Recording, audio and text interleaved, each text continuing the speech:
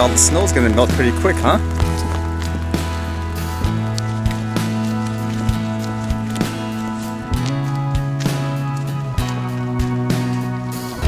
That's kind of unfortunate. I wanted to capture more of the snow and stuff like that. Looks like there won't be much time to do that now with the rain and all. What was new today? At first I was reading this, I was like, what is this one about? This one says, Bill spelling out drone hunting laws advances in legislator. Using an unmanned aerial vehicle or drone to hunt in South Dakota has always been illegal, and a bill now before the state legislature in Pierre will keep it that way. House Bill 1059 adds language to an existing state statute that makes it illegal to use any aircraft to hunt in South Dakota except under certain circumstances. 10059 spells out that if a drone is permitted, it must still follow and comply with Federal Aviation Administration rules and regulations. And with all that, it says the bill will go for consideration and all. I don't hunt, but isn't there some kind of restriction usually when you hunt animals for food like that? For example, you can only kill X amount. You can't basically go on a spree and kill everything, obviously, because then everything will be extinct. So is there a reason why, in that sense, you just wouldn't allow them to use a drone so they can get the job done faster? Almost sounds like it's more of a competition thing where if there isn't any limit and it's whoever can get it first gets it the fastest, and then you don't want the person, quote, cheating. But again, if there's a limit, I personally don't understand it in that sense because I'm not a hunter. And the news about all that virus stuff is still going around everywhere, although this one was kind of interesting where they showed drone footage, I guess, of the city area just to show how deserted it is because of the virus. This one says, eerie drone footage shows the deserted streets of Wuhan, the city center of the coronavirus outbreak. So yeah, you can see videos of the streets, the bridges, they're pretty much deserted for the most part. Maybe a few cars here and there, probably given permission to drive through.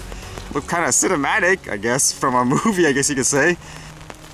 I guess it's kind of cool footage, so to speak. I mean, it's rare, where at the same time, it just shows you how many people are affected by this.